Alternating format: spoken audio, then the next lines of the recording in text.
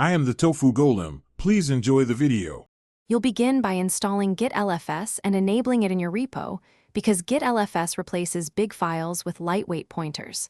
Once installed, run Git Lfs track for the file patterns you intend to manage. This writes Git attributes so Git knows which files become LFS objects.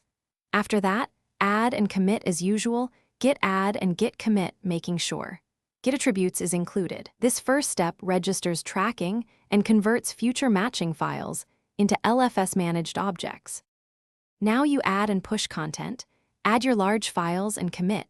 Git stores pointers while LFS stores the binary content. When you git push, the Git refs and LFS objects are uploaded to the remote. Make sure your remote supports LFS. If you're converting an existing history, run Git Lfs migrate import with included patterns so past large files move into LFS. This rewrites history, so coordinate with collaborators. Once done, clones and pulls will fetch actual binaries from LFS rather than bloating the repository. Finish by verifying that LFS is serving binaries.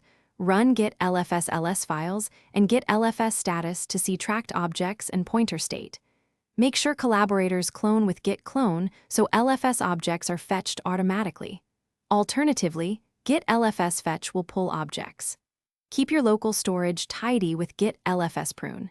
If you hit upload failures, push objects explicitly with Git Lfs, push all origin main, and confirm the remote supports LFS. If problems persist, check authentication and repository LFS quota as the primary troubleshooting step. Thanks for watching. Consider subscribing if we helped you today.